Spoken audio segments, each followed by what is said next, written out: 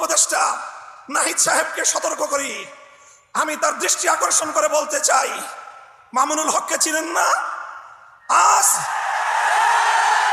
আজকে ফ্যাসিবাদ বিলোপ হওয়ার 1.5 মাসের মাথায় আমার বিরুদ্ধে অনলাইনে ফেসবুক কর্তৃপক্ষ সহ ইউটিউব কর্তৃপক্ষ সহ অঘোষিত নিষেধাজ্ঞা জারি করে রেখেছে।